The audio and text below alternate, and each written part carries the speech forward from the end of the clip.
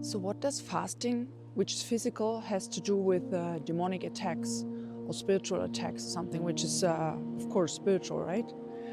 This question was asking one of my beloved community members, and I would like to answer that question because I know that many of you would like to fast, or you did fast already, or maybe you've tried it and it was not successful. And yeah, the struggle is real, to be honest. And it's also, I don't know, it's a good time for me to make this video because I have the feeling right now that I'm under demonic attack again, because I feel very depressed the last days.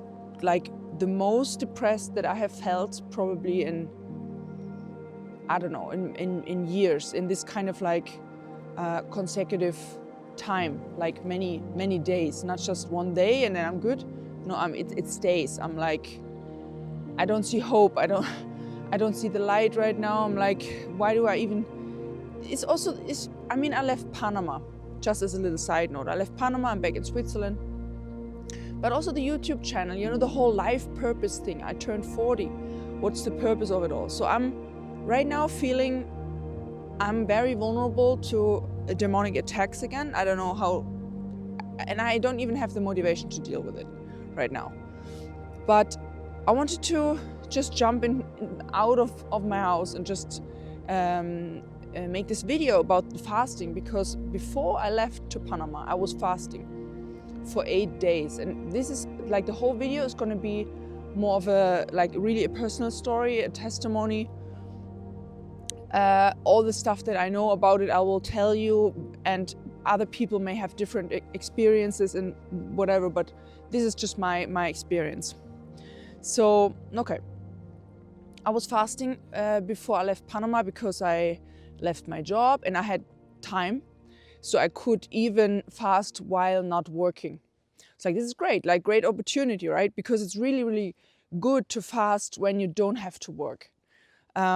Especially in the first 3-4 days, because this can be really tough.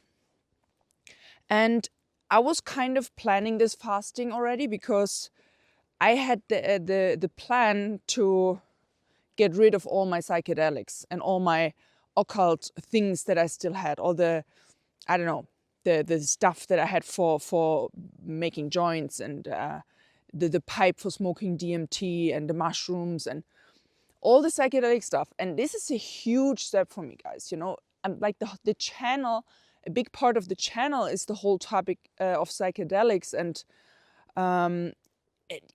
ayahuasca was such a life changer for me. And I was kind of, it was so much a part of me. So just to explain to you how much of a step that is for me to even think about getting rid of all these substances. Because, yeah, in my walk with God and with Jesus, I felt it doesn't really align anymore. So, okay, so a few months prior, I was packing all these things in a rush of motivation. I'm like, yeah, I'm gonna do it. And I packed all these things in a box. All the stuff that is connected to psychedelics and all that. So then the box was sitting there for a few months, and I was always like looking at it. I'm like, okay, what's in there? And should I really do it? And doubts were kicking in and all that. But I knew it had to be connected to the fasting, because I was also reading a lot about demonology and what are the entryways for demons to get into us. This may be a topic for another separate video, but it's so interesting, like trauma, abuse, anger, resentment, alcohol, having sex with random people. All these kind of things can be entry points. So like generational curses, all this kind of stuff. And until the 4th generation, right? So it's actually more likely that you have demons than you don't have them. And in my history, when I read the book, I was like, okay, that fits to me, that fits to me, that fits to me, that fits me, all done, all these things. So I was like, okay, and I was planning to do a self-deliverance as well in the fasting. So the whole fast thing was a huge project, or the plan that I had. And I know that the demons know that. I know that the demons know that. They know us better than we know ourselves. So, okay, I had this time to fast. And this time the fasting was probably the worst, the worst that I ever had. I even, and what do I mean by worse? Like, I think what my friend in the comments meant, like, explain to me about the spiritual attacks. Like, what is that? How does it look? And I think it already starts in the time before you fast. You know, Satan, the demons, his like workers, they want to keep you away from fasting, because what fasting does is, and I didn't know that a few years ago when I had my first fast in 2022. I just learned that, I think like 2 years ago, when I had kind of a breakthrough experience while I was fasting, because somehow, and I cannot really explain it, you fast, and in some way, after a certain time, something opens, I don't know, there's a connection that happens. Out of a sudden you feel like high. Like, I felt like I'm full on LSD. Like, seriously, I was like, whoa, what is happening? And I was just fasting.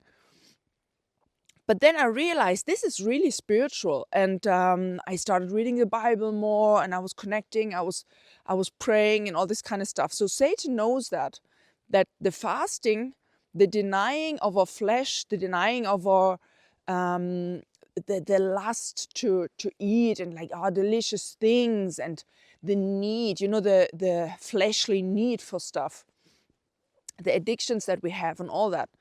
It's what I want to say. So yeah, we leave all that and a connection opens up, and Satan knows that. So Satan wants to keep us away from fasting.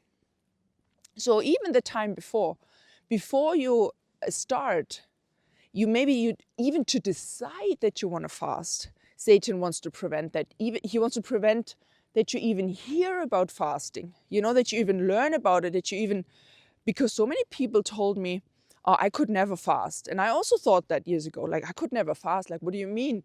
No food for several days. But of course we can. We have so much fat in our body, even if we are not like overweight or something. We have a lot of fat between the organs and everywhere. It's like, it's enough to survive at least 1 week.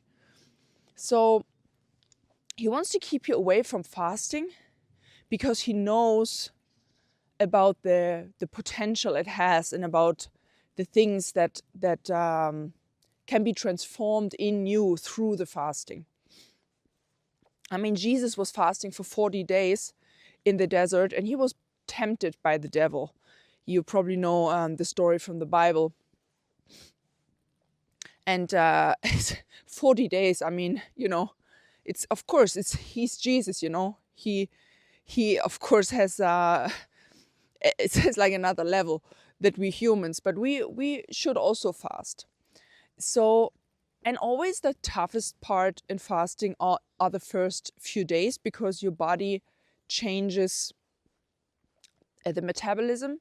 So it changes from taking energy out of sugar from your food, changes to taking energy out of the fat from your body. So it kind of like digests itself, which is also on a physical level very healthy, because you repair old cells and you just get rid of old crap that you collected along the way.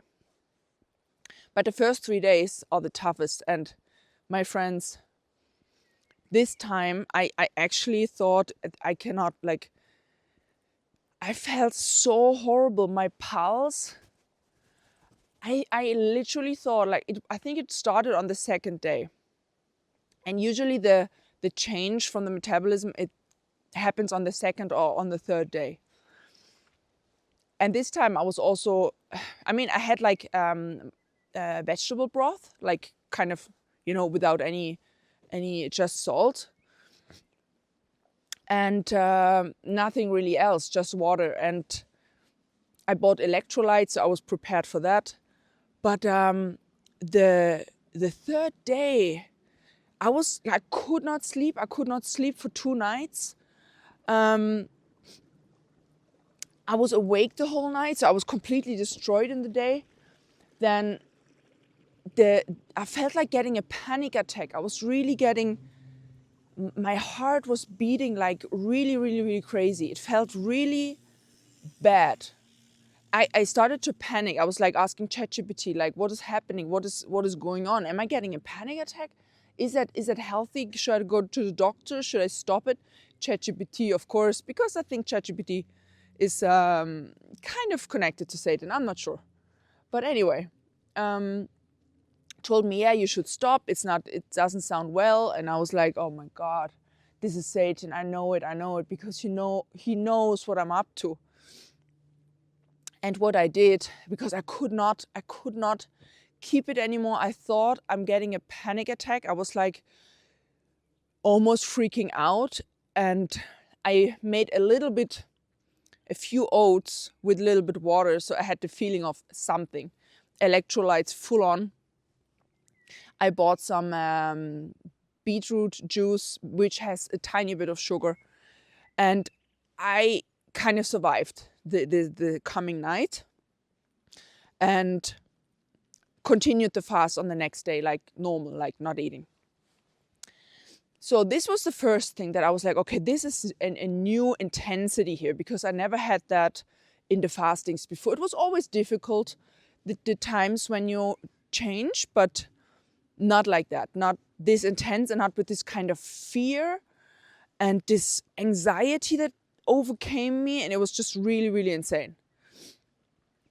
Then the next thing that happened this time fasting was I could not read the Bible. As I told you, I had like days off. So I was completely free. I could have read the Bible from the morning to the evening, the whole day. I could be in my room. I think it was even cold outside, so cozy in my home and everything. I did not read the Bible. I could not. I was sitting there looking at the Bible like some physical force stopping me to read it. I was like, this is insane. And what did I do instead? And I don't know, like in the time before the fast and in the fast and after the fast, I started to really doom scroll. Like I had my phone in the hand the full day, even until the night. Like I could not stop it. And I was like, what is going on? Like I'm usually not like that.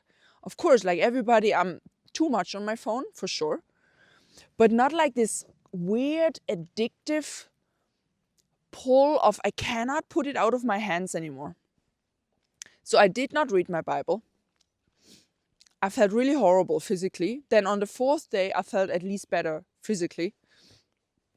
I think I started reading my Bible on the seventh day. I fasted 8 days this time.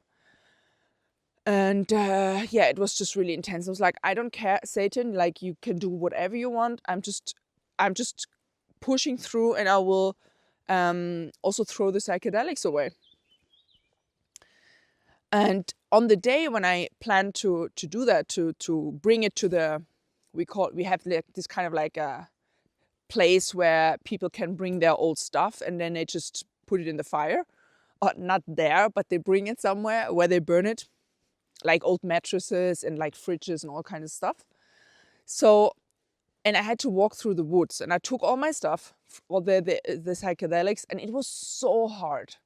And at this point, I think I even realized really for the first time how much I relied on the psychedelics for comfort, for spiritual something. I mean, I grew the mushrooms myself, so I had even like an emotional attachment to them. And I had 5-MeO DMT, so this is really precious stuff, really intense things. So all the books, my tarot cards, I threw everything away. And in total, it was probably worth $600, like all this stuff. And I was just like, should I really do it? Like, should I really throw it away? Should I not just wait and see what happens? But I don't know. I heard Jesus saying, like, you have to decide what you do. Like, do you go with me, or do you keep these things as like kind of the number one priority for spiritual guidance and stuff in your life. And I was like, I have to make a decision. And I made the decision. So I walked through the forest to this trash station thing, and I literally threw it all away. And oh my God, I don't know, like sometimes I'm thinking about it, I'm like, oh my God, was it a mistake? I don't know. So, and the fast ended normal, kind of okay. I was feeling much better in the end. I started praying as well, and started to prepare for the fast breaking, which is even more important than the fasting itself, because Satan can get your ass there. When you made the fast, okay, you made it. Fasting is not so difficult. You're just not eating. You distract yourself with other stuff. But when you break the fast, you kind of get back into this, oh, now I can eat again. Woo! And then Satan, like, full on, like, go ahead, like, eat all this pasta and rice and vegetable. And usually in the past, I always overdid it. And also this time, I ate pasta way too early, when I should not yet have eaten pasta. I think on the third day, where I still should have eaten just soup or some really light stuff. I was in the southern part of Switzerland on a little trip, and I was hungry, and I was at a restaurant, and I ate just pasta. But this is also an example. The lack of discipline, the temptation of unhealthy, or maybe not that unhealthy, but heavy food is overwhelming. And I mean, I'm not a person who has the greatest discipline, like, for sure. But in the past, or in the last fasts, I could at least maintain the fast breaking rules a bit longer. And this time I was completely losing it. And I know that Satan wants to sneak in through the food back into our body, because it's kind of, I don't know, I feel like, especially when it's emotional eating, we take the comfort in the food, but it's first of all, I feel, it's just my perspective, guys. I mean, for example, sugar is really unhealthy. We should not eat much sugar, alcohol, unhealthy food, fatty, carbs, en masse, and whatever. So we know that's something we should not really eat. We should stay clean and healthy, and our body is the temple of God, like we know what we should eat and what we should not eat. When we eat it anyway, I feel it's kind of a little act of disobedience, and this is like, she's eating the sugar now, she's eating the pasta now, all right, so we can kind of tempt her with a little bit more. She's ready to go back into the unhealthy ways. And from that day on, and I think the flight to Panama was, I think, 3 days later or something, and each day it got worse. And on the day when I had my flight, I kid you not, I think I was eating 24 hours, like all the time, in the flight, before the flight, after the flight. Maybe it was also the excitement about the flight, I don't know, but I was eating the whole time. Like, always I had something to eat in my hand. I was like, what is going on? Even sugar again, the cake in the airplane, like all kinds of stuff. I was like, oh my God, I lost the whole thing. Then guilt comes in. You feel really guilty about everything. So it really feels like that Satan has you fully again in his hands, like, and I feel that since a few years, since I had this really intense experience with Satan on ayahuasca, I feel his presence, or the demon's presence, and when they laugh about me, when I fail or when I do something wrong, I hear them laugh, and I hear them being happy about what just happened. So in this moment, I felt like that they're laughing at me again. And I was really sad. And I prayed to Jesus, and I was like, I'm so sorry. I messed it all up. I fucked it all up. I mean, at least I threw the psychedelics away, but physically my body is not clean anymore. It's like all this stuff that I lost from the fasting, and I don't mean the weight. It's the toxic stuff, you know, I gained again. And what is important to say there maybe is, in my case, what I believe is that fasting acted as a kind of a trigger for me, because after my birth, I was not put to my mother, but they took me away straight after birth for 10 days, and they had a schedule for the babies every 4 hours to bring them to the mother to drink. But I was crying all the time, and so when I came to my mother, I could not drink because I fell asleep. So I didn't gain weight. But also, I didn't gain weight, and then they took me away again, and then I cried again.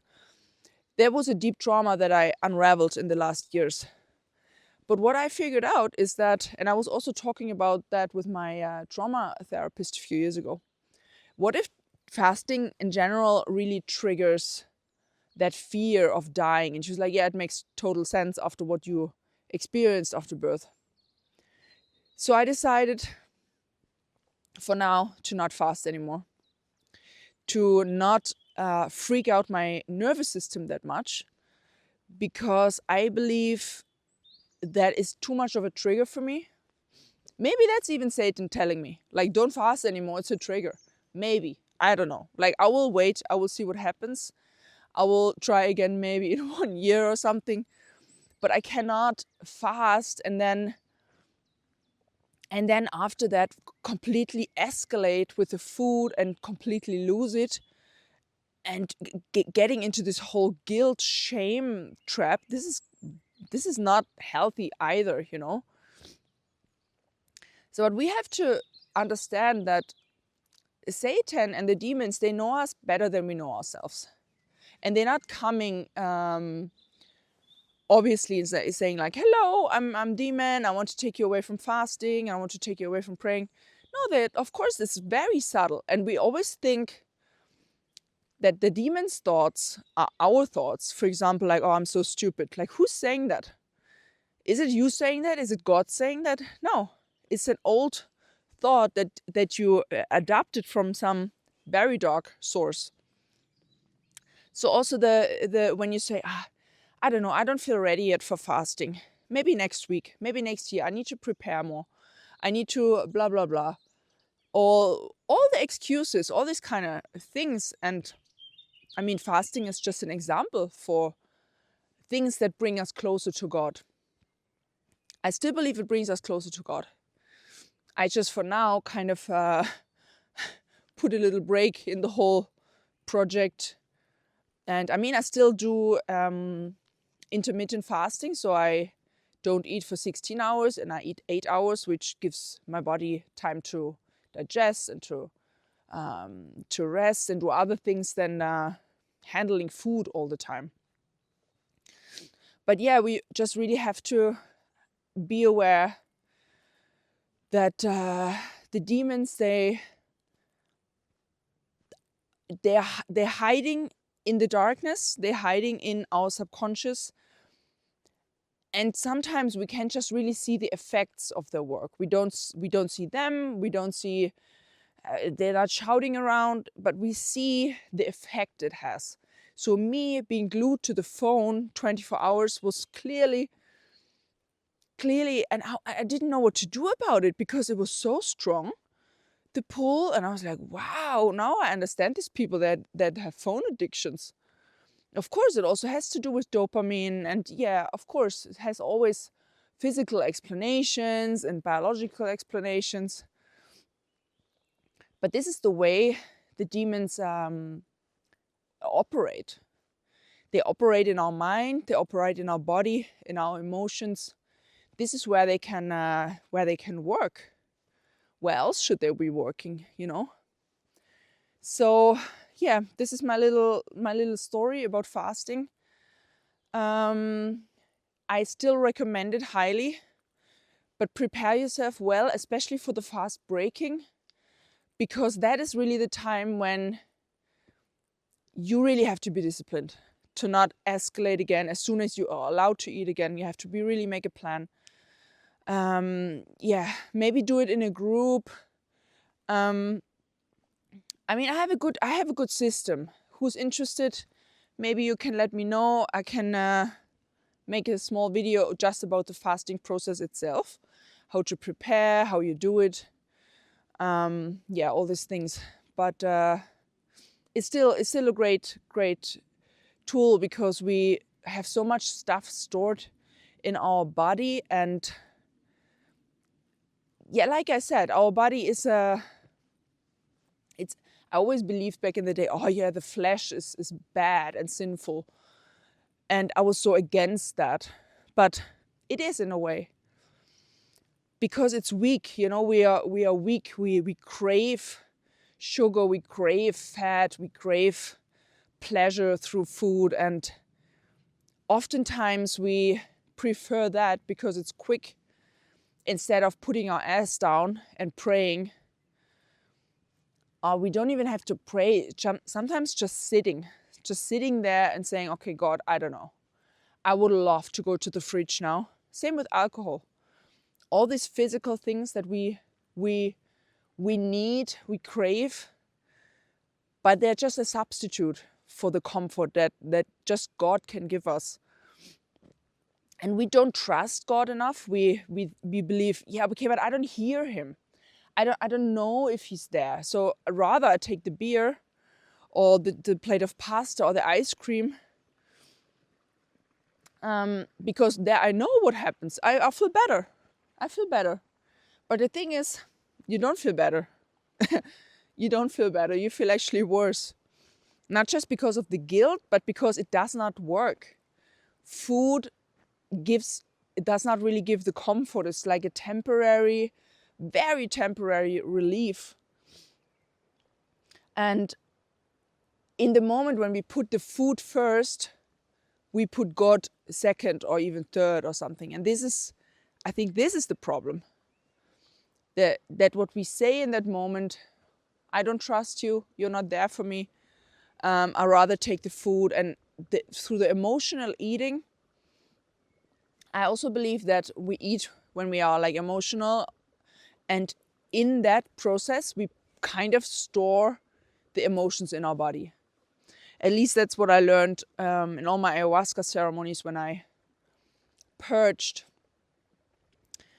I felt that because ayahuasca kind of goes through your body and you feel where it is, and then you have these experiences of old memories and emotions that come up, and ayahuasca kind of tells you what is going on, and then you're like, and then you purge it out and you feel somehow where it came from in your body. So I believe when we eat in a depression phase or anger or something, we kind of, in that moment, spiritually kind of transfer the emotions or the bad energy physically in our body. That's what I believe. That's just what I believe. And I think that in the fasting, you get rid of that again. That's also why the emotions can come up when you fast. Like I said, like I felt this panic, sadness. I don't know. I cannot even describe it. It was horrible. It was really horrible. And this is kind of a hurdle, a kind of a border. And many people stop, of course, because you are afraid that you kind of do something bad to yourself or whatever. You're getting afraid that, maybe it's really bad. But on a physical level, I mean, you have enough energy in your body. You're not collapsing and dying. Like you have, this is like normal processes that happening. So I believe that the fear that I felt on the third day was clearly a demonic attack. And I just helped myself overcome it by eating a few oats, which helped. but didn't completely break the fast. It was just a little bridge. But yeah, so I think that's all I'm gonna have to say to the topic right now. This was my last fast, and the experiences that I had on that. Yeah, let me know, guys, what you experienced, or maybe you have more specific questions. Yeah, what you experienced in your fast, or demonic attacks in general, how they show in your life. And then I wish you a beautiful rest of the day. And yeah, please give me a like and a share, because lately YouTube is kind of demotivating, to be honest, because I don't know what's happening. Other creators said it as well, that the views are really low for long-term videos. Long-term videos, and it's a bit demotivating. Like, I was thinking, should I even continue, like the work or the stuff that you do around it? It's not worth it, but I keep going. Slowly but surely. But yeah, so give it a like, give it a share, maybe comment, and I'm happy to hear from you. And then I see you in the next video, my friends. Bye bye.